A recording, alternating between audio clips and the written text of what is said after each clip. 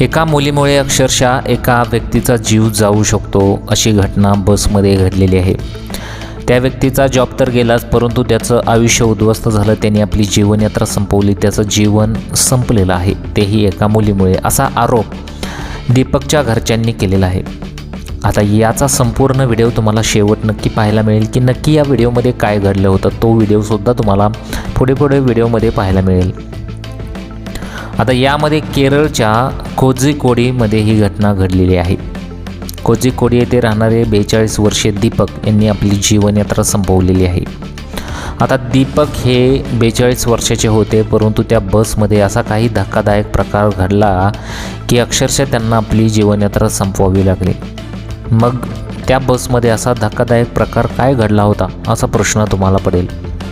चला तर हे संपूर्ण प्रकरण बघूयात।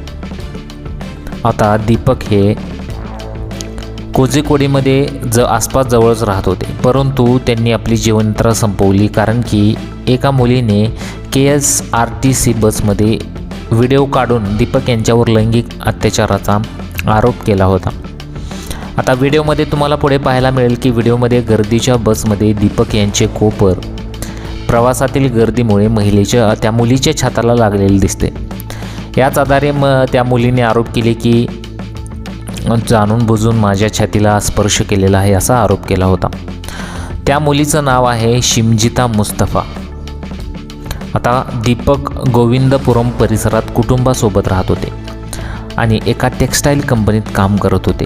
आता शुक्रवारी म्हणजे 16 जानेवारी रोजी त्या दिवशी ते बसने प्रवास करत होते। त्याच बसमध्ये ती मुलगी देखील उपस्थित होती।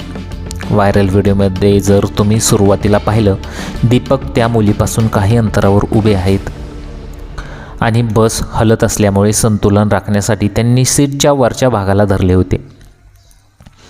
जर तुम्ही नीट बघितलं पुढे तर व्हिडिओच्या पहिल्या भागात असं दिसलं की दीपक यांना दुरून ती मुलगी कॅमेऱ्यात दाखवत आहे आणि पुढच्या भागात अँगल बदलतो, ज्यात महिला म्हणजे ती मुलगी दीपक यांच्या अधिक जवळ उभी असल्याचे दिसत आहे आणि कॅमेरा त्यांच्या कोपराकडे वळवला जातो।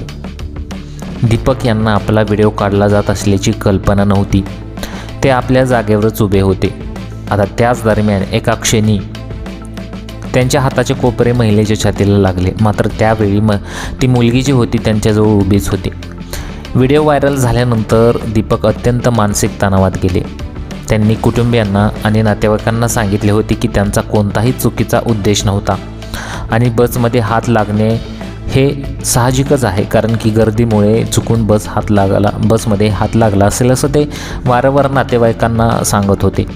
रविवारी म्हणजेच 18 जानेवारी रोजी सकाळी काय झालं की दीपक यांच्या पालकांनी त्यांच्या खोलीचे दार ठोठावले, मात्र आतून कोणताही प्रतिसाद मिळाला नाही। यानंतर शेजाऱ्यांच्या मदतीने दार उघडले असता दीपक फासाला लटकलेल्या अवस्थेत आढळले। या व्हायरल व्हिडिओबाबत सोशल मीडियावर विविध प्रतिक्रिया उमटत आहेत। अनेकांचे म्हणणे आहे की दीपक निर्दोष होते आणि महिलेने सोशल मीडियावर लक्ष वेधण्यासाठी जाणीवपूर्वक व्हिडिओ काढला। केरळमधील काही सामाजिक कार्यकर्त्यांनी दीपक यांच्या आत्महत्येस कारणीभूत ठरल्याबद्दल संबंधित त्या मुलीविरोधात कारवाई करण्याची मागणी केलेली आहे। सध्या पोलीस या संपूर्ण प्रकरणाची चौकशी करत आहेत, परंतु जर व्हिडिओमध्ये तुम्ही स्पष्ट पाहिलं तर दीपक यांचा कोणताही हेतू दिसत नव्हता की त्या मुलीला हात वगैरे लावण्याचा। तरीसुद्धा त्या मुलीने व्हिडिओ काढला आणि व्हिडिओ काढत असताना चक्क ती थोडीशी हसताना सुद्धा व्हिडिओमध्ये दिसत आहे।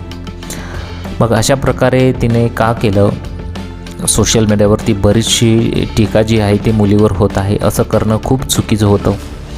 जर तुला वाटत होतं की आपल्यासोबत काहीतरी विचित्र घडतं आहे, मग तिथेच दीपक यांना जाब का विचारला नाही, असं सुद्धा अनेक जणांचं मत येत आहे।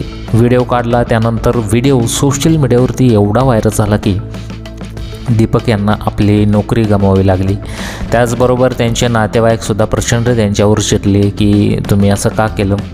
नातेवाईकांना ते खूप समजावून सांगत होते की त्यांचा कोणताही चुकीचा उद्देश नव्हता आणि बसमध्ये साहजिक आहे गर्दीमुळे चुकून हात लागला असेल वगैरे, कारण माझ्या मनात असं काहीच नव्हतं।